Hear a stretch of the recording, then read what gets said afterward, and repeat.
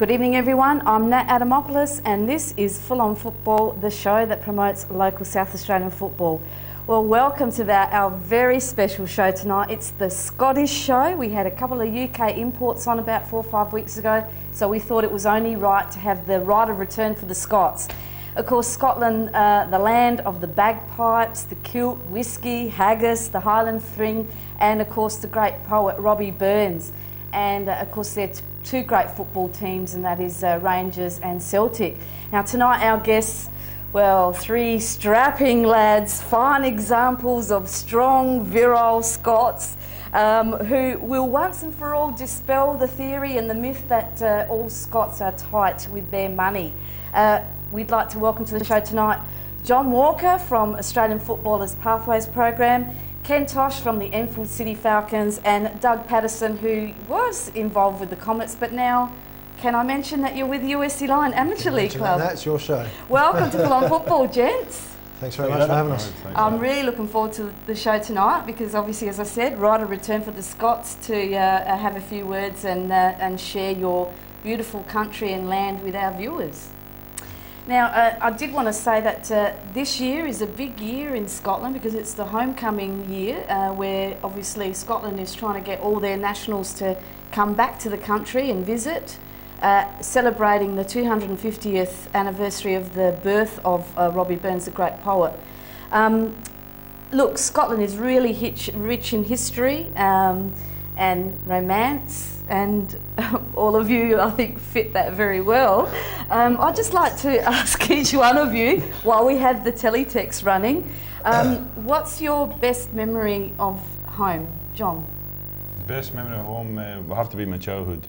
I had a really wonderful upbringing, so obviously, you know, being a young kid in Scotland, having fun and just living a nice, carefree life, that's my best memories. And then, of course, once you get into football, I was lucky enough to support Rangers when they did a couple of trebles, so that's always you know, a bit icing on the cake. But yeah, just it's a lovely place to live, but unfortunately Australia's better, so that's why I'm here. But what about yourself, Ken?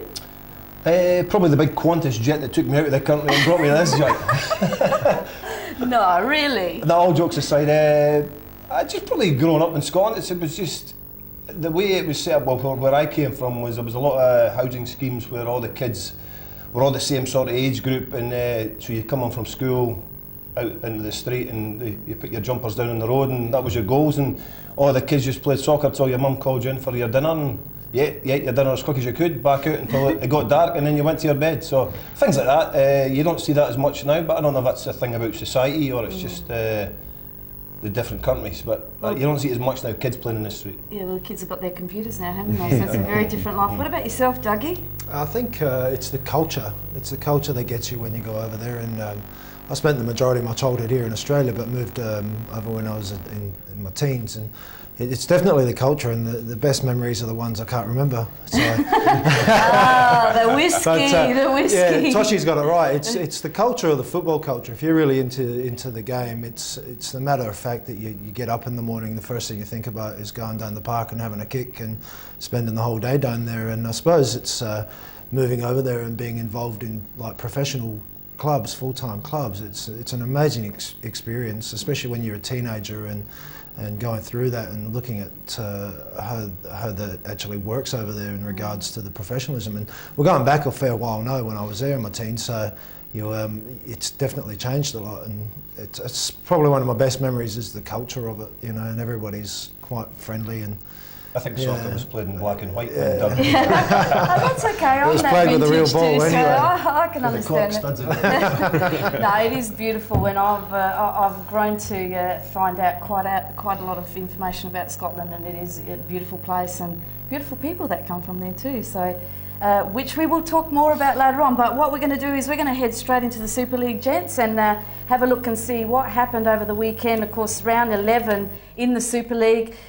Some interesting results. We had Blue Eagles going down to Metro Stars, a very, very feisty match, that one.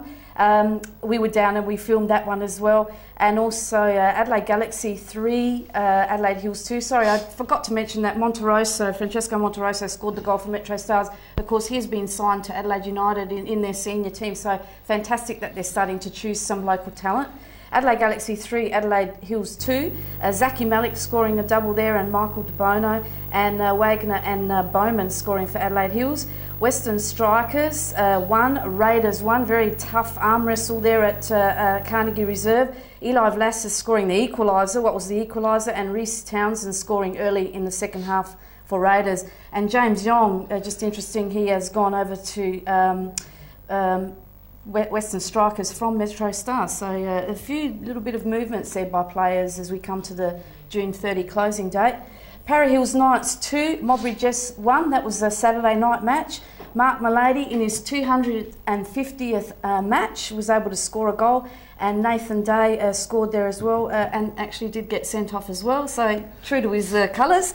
And Russell Clayton scoring for Modbury Jets, as he has been over the past few weeks. And the Monday night match, very cold night, Adelaide City 0, Campbelltown 1, that is a correction there, Campbelltown 1, with Vas Paha scoring the goal, and another player leaving Campbelltown, Nathan Fleetwood, has gone over to the Comets, Dougie. So 2 big losses with Catanzaro out and Fleetwood out there midfield, although they've been doing quite well, so they have managed to fill those gaps. We did film 3 of those matches, so we will see some highlights later on. But I'd just like to turn our direction to the table and have a look where everyone's standing at the moment, because it is really interesting, and clubs are starting to move around now. Adelaide Eagles have lost that top spot with that match, Dougie, and I guess Zoran Krajic would not be very happy with that situation. No, they've travelled quite well, actually, the Blue Eagles, early on this season, and there was a lot of talk about them. Well, they went the 7 games unbeaten, and they've had a couple of hurdles over the last couple of weeks, but Metro Stars are a quality team as well. You can't take anything away from them, but I'm sure Zoran won't be very happy, and this is a really important time for clubs coming up to midway point and having a lot of injuries. It's getting cold, and we don't tend to like the cold here in Australia, but we're used to it, us three, so it's an important time for them at Blue Eagles to maybe refocus and see where they're at. It was a great match, that Monday night match. You know, I mean, Campbelltown defence was just brilliant, and they were able to shut down any moves by Adelaide City, so it was a really good match in that one. As we said, Metro Stars and Adelaide Blue Eagles both on 21 points. Campbelltown with that win move up to 3rd spot, knocking off Raiders. Now, John, you're involved with Raiders as the coaching technical director with the juniors. A bit of a strange situation for John Duthie to find himself in now, because now he's in 4th place on 19 points. They really need to get a few more wins, don't they? Well, they do, but I mean, people have been saying they've been a surprise package. It was expected to be down in the bottom of the league. They've got young boys in there, and John Duthie's got them playing a good football system. They're backing each other up. They press hard on the ball. They tuck in well when they don't have the ball, and they're playing as a team. So it's no surprise to me that they're up there. And you know, this league's so tight. A couple of wins, they'll be sitting near the top. A couple of losses, and they're down 3rd bottom. So a really, really tight league. But full credit to the gaffer and the boys. Are really working hard, working as a team and working a full system, so it's great to watch them play. Yeah, we have, and a lot of our viewers have seen that, so with our footage. Adelaide City on 17, and Para Hills, your old club, Kenny, on 14 points with Adelaide Galaxy.